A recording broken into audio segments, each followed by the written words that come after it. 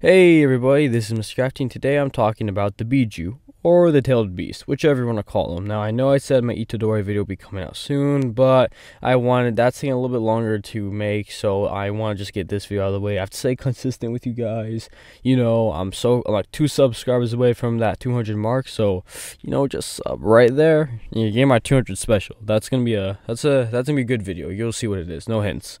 Anyway, so as I was talking about, so another reason why I'm just putting this video out for the Tailed Beast, just so you guys can watch that.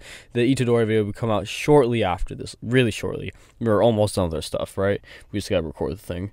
Anyway, so as I was saying, another reason why I want to scale the Tailed Beast is because when I'm talking about some of the higher tens in Naruto, I usually have to scale them to the Biju. Now, it's easier to make a video just solely about the Biju and just redirect you to that, so then you can go and watch that instead of me giving like a 10-minute explanation where the Biju scaled in the first place.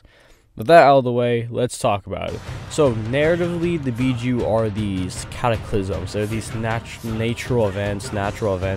They're comparable to things like that, like volcanoes, tsunamis, earthquakes, stuff like that. They're comparable to that, which the feats do imply that. For an example, Naruto and Killer Bee launched their Biju bomb at the other 5 Biju.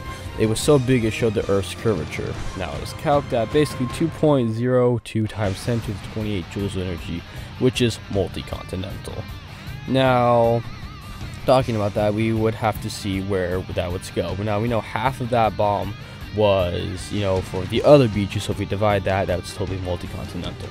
So we have to find out how strong are the weaker Biju. Now, I don't know about you guys, this is a debate in the community that do the tails represent how strong the Biju are.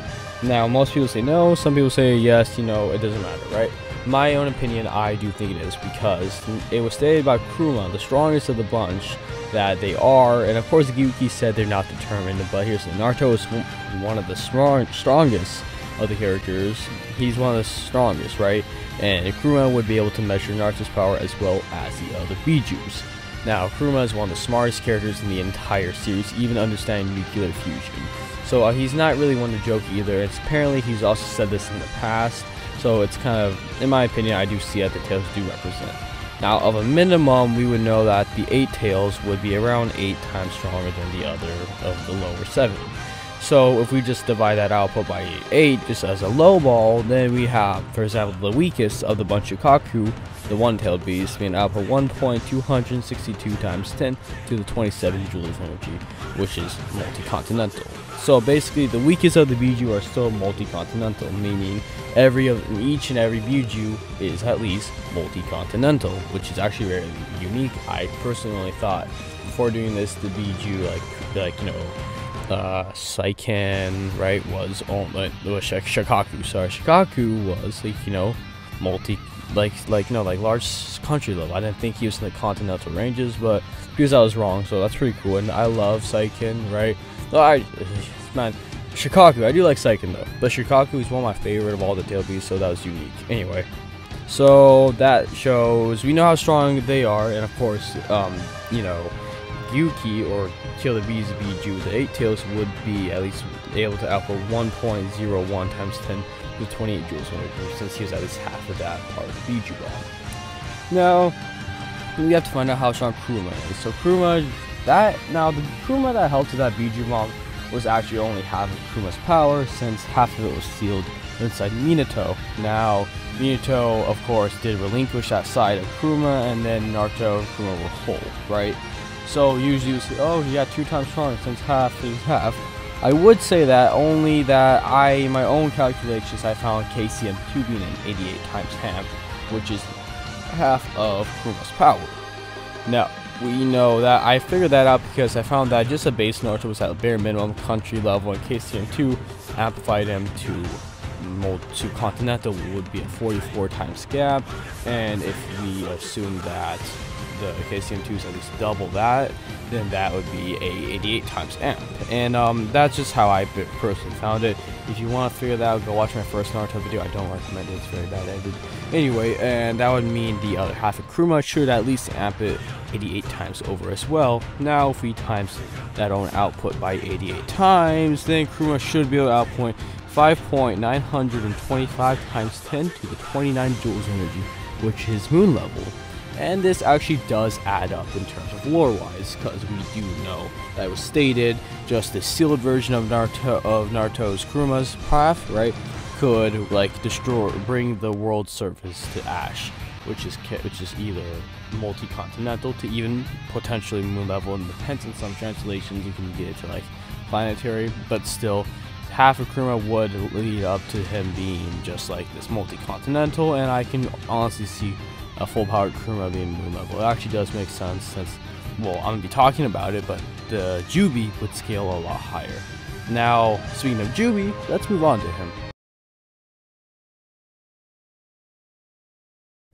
Alright, like I said, now moving on to Jubi, or the Ten Tails. Now, I just want to say something real quick. The Ten Tails has always been my favorite of all the tail beasts, not because that it's really powerful, that does help, but like also because of the drip you get when you become its Jinchuriki, and its overall lore and premise and like aura it puts out. And I did love its design, it's really amazing, but like, side talk what I like, let's talk about the Jubi. In terms of AP wise, he's actually quite consistently planetary. He was even creating its own planet, which is the mere chakra it has. By the looks of it, even a moon, maybe a dwarf planet next to it, maybe Planetary Plus, as well as its even Jinchuriki like Jubito, who was just gonna destroy the world literally just because he was mad after he became, like, after he got like pissed off at Naruto in like Sasuke, he was just gonna destroy the world. So he's pretty consistently, you know, planetary. If you know, this is like the Ten Tails, it's a planetary level threat, and that's, you don't really put it that much higher. I mean, maybe make some arguments for the fact that it technically is Kaguya, but it's more of a fraction of her power, so you know, there's some things you have to like take and consider, as well as I mean technically theoretically nerfed since half of Kuruma was still inside Naruto, but that probably didn't make too much of a difference for it. Anyway, so that's where it scales to AP wise. Now, narratively speaking, the Ten Tails is this like world-ending beast. The Asoxis create them to drain planets of all their chakra and then eat the fruit. They are these world enders. It's even like they've been referred to as a fragment of the god tree that gave birth to the universe. Which, take that what you will, but don't take the title something all too hard. But still, is supposedly even the Ten Tails did create the Shinobi world as a whole. For example, it did create the oceans, the winds, the earth itself, like by the crust. Apparently, the Ten Tails actually did a lot for the Shinobi world, as well as cause despair. But whatever, right? And that's kind of where it even scales narratively, and he's always been my favorite of all the Biju. And like second place is either Kuruma or Shikaku, it depends. But yeah, that's always been like my favorite of all the, you know, things, and like that's kind of where he scales. There's nothing really high to put him. My original script, I forgot to add him because I just didn't think he qualified as like a tailed beast. I don't know why I forgot him. I was like, wait a minute, I forgot what the Jubi. Anyway, so yeah, and that's all for this video. Why don't you guys comment down below what's your favorite Biju and why? And yeah, don't forget to like, comment, sub, and comment down any video what you like to see from me. The Itadori video is coming right after this. I swear that'll be the next video. It's just taking a little bit to record. And yeah, and we're just 2 subscribers away from 200. That 200 special is gonna be really good. You guys are gonna love it.